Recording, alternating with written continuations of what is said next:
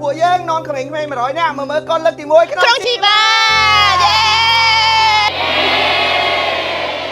ចឹងអ្នកនរគ្នាស្ដាប់អត់ខុសទេថ្ងៃនេះដែរខ្ញុំបាទហើយនឹងមិត្តភ័ក្តិបាននាំក្មេងៗមកពីមណ្ឌលកុមារកំព្រាចំនួន2ដើម្បីមកមើលកូនជាលើកទី1ក្នុងជីវិតតែមើលកូនពីមុនអត់អត់ដែរចូលថ្ងៃនោះអូនដឹងថាយើងមើលអីអត់ដឹងចឹងចាំតិចទៀតទៅមើលទៅពូចង់ដឹងឥឡូវនេះមានអារម្មណ៍អីដែរសប្បាយចិត្ត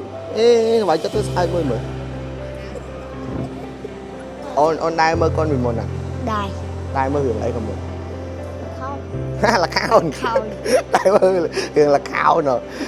ចូលនឹកដែរមកហងកូនអញ្ចឹងអត់ទេលើកទី1ចុះអូនមានដឹងថាយើងមើលរឿងអីអត់ទេថ្ងៃនេះយើងមើលតុក្កតា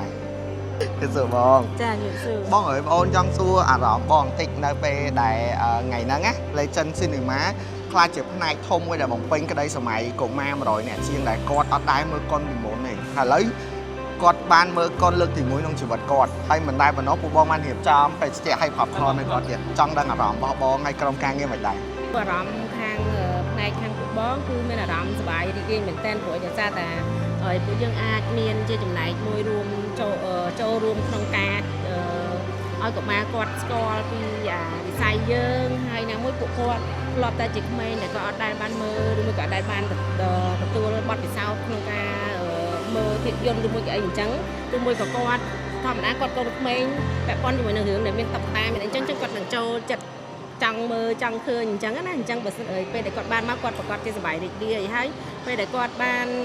សប្បាយរីករាយខាងពួកយើងក៏យើងមានអារម្មណ៍ថាសប្បាយរីករាយដែរមិត្តភក្តិខ្ញុំដែលបបួរខ្ញុំឲ្យបង្កើតថ្ងៃហ្នឹងណាឥឡូវចង់សួរថាអីដែលយើងគិតវាដល់ថ្ងៃចេញជារូបរាងឥឡូវបបួរមានអារម្មណ៍អីមានអារម្មណ៍ស្វាយចិត្តហើយឃើញក្មេងៗគាត់មកគាត់ឈរចាំឥឡូវបងតំងជួយយកpopcorn ហើយ drink ហើយអ្នកខ្លះក៏គាត់ដែរមើលកុនដែរអញ្ចឹងពិតជាសប្បាយចិត្តហ្មងហើយចង់ឲ្យគាត់ទទួលបានអារម្មណ៍ហ្នឹងដែលថាគាត់បានអ្វីដែលគាត់តែងតែចង់បានគាត់បានមកមើលផ្ទាល់ជាក់ស្ដែងហើយគាត់ក៏អាចហ៊ានសូត្រពីរឿងហ្នឹងបានអញ្ចឹងរឿងហ្នឹងក៏ល្អមើលដែរយ៉ាហើយក្រៅពី2នាក់ខ្ញុំក៏អរគុណដល់មិត្តភ័ក្តិយើងក្រុមការងារដែលបានមក support អរគុណដល់ Legend Cinema ដែលបានផ្ដល់ទីតាំង popcorn ខូបទៅឲ្យក្មេងៗដោយសារពួកគាត់ទៅពេញក្តីសម័យក៏អរគុណដល់ Bookme Plus Bookme Bus ដែលគាត់ជាផ្នែកមួយលើការមានឡានដឹកជញ្ជូនក្មេងៗដូចគ្នាអញ្ចឹងបើអ្នកនរគ្នាអត់ស្គាល់ទេ Bookme Bus គឺជាកម្មវិធីសម្រាប់កក់ show by ធ្វើដំណើរ Bookme Plus គឺជាកម្មវិធីកក់សម្បត្តិដ៏អស្ចារ្យចង់ដឹងច្បាស់ចូលទៅកាន់ page ពួកគាត់ហើយ download app ទៅពេលចូលដល់ហុងកុនណាពួកខ្ញុំក៏បានលេង game មួយចំនួនសំណួរចម្លើយគិតលេខហើយក៏មានវ៉ាន់តិចតួចឲ្យគាត់ដែរបន្ទាប់ពីនោះពួកយើងក៏មើលកុនជាមួយគ្នាសម្រាប់អ្នកនរគ្នាមកដឹងថាការមើលកុននេះមានន័យប៉ុណ្ណាតែសម្រាប់គាត់គឺពិតជាមានន័យខ្លាំងមែនតែនហ្មងណាសម្រាប់ខ្ញុំក្នុងរឿងតុក្កតានេះដែរខ្ញុំចូលចិត្តត្រង់ការធ្វើជួយគ្នាទៅវិញទៅមកឲ្យគាត់អត់ព្រមបោះបង់គ្នាចោលទោះបីក្នុងស្ថានភាពលំបាកយ៉ាងណាក៏ដោយក៏គាត់នៅតែស្រឡាញ់គ្នាស្មោះស្ម័គ្រនឹងគ្នាទៅវិញទៅមកទោះបីយើងប្លែកពីគេយើងគេរើសឲ្យយើងច្រើនតែនៅមានរាប់អានយើងកុំគិតថាយើងនៅតែឯងវីដេអូខ្ញុំមានប៉ុណ្្នឹងឯងក៏អរគុណអ្នកនរគ្នាដែលបានទស្សនាវីដេអូនេះអូខេអញ្ចឹងថ្ងៃហ្នឹងបងតំណាងឲ្យបងទាំងអស់ដែលចូលរួមថ្ងៃហ្នឹងពិតជាអរគុណបងប្អូនទាំងអស់គ្នាមែនតើវត្តមានបងប្អូនថ្ងៃនេះក៏បានផ្ដល់ក្តីស្រឡាញ់មកឲ្យពួកបងវិញដែរហើយសង្ឃឹមថានៅថ្ងៃនេះពួកបង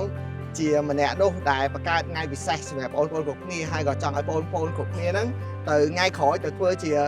ប្រភពតែផ្ដល់ឲ្យមនុស្សជុំវិញខ្លួនបងប្អូនខ្លួនហើយនិយាយទៅដូចបងប្រុសគាត់និយាយអញ្ចឹងទាំងអស់គ្នាអាចទៅជាមនុស្សម្នាក់បើទាំងអស់គ្នាគិតថាថ្ងៃហ្នឹងគឺជា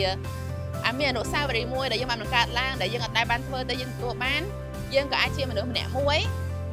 ទៅបង្កើតអនុស្សាវរីយ៍នឹងឲ្យអ្នកផ្សេងដែរពេលដែលយើងធំឡើងអញ្ចឹងយើងត្រូវធ្វើម៉េចខំរៀនអូខេហើយពីរឿងនេះបងគិតថាបងប្អូនក៏ទទួលបានដូចគ្នាដែរយើងមានដូច stick ជាមួយនឹងលីឡូពេលខ្លះគាត់ធ្វើរឿងអាក្រក់ឬក៏ធ្វើរឿងមិនល្អប៉ុន្តែមិនមែនថាគាត់ជាមនុស្សអត់ល្អទេថាគេពេលខ្លះយើងមានកន្លែងដែលយើងធ្វើមិនល្អប៉ុន្តែយើងនៅតែជាមនុស្សល្អធម្មតាយើងនៅតែអាចធ្វើរឿងដែលល្អវិញបានអូខេហើយបើអ្នកទាំងអស់គ្នាបើសិនជាមានមិត្តភ័ក្តិមានបងប្អូនយើងត្រូវស្រឡាញ់គ្នាហើយអត់ដូចលីឡូហើយជាមួយនឹងណានីមួយបងស្រីគាត់ចឹងអូខេទាំងអស់គ្នាអូខេចឹងអរគុណអ្នកគ្នាណាអរគុណសង្ឃឹមថាអ្នកទាំងអស់គ្នាក៏មានស្នាមញញឹមដូចពួកគាត់ដែរហើយបើអ្នកទាំងអស់គ្នាមានបំណងចង់ឧបត្ថម្ភទៅអង្គការរបស់ពួកគាត់កុំភ្លេចមើលដល់ចុងវីដេអូខ្ញុំដាក់ page នៅក្រោយនេះបាយបាយអ្នកទាំងអស់គ្នា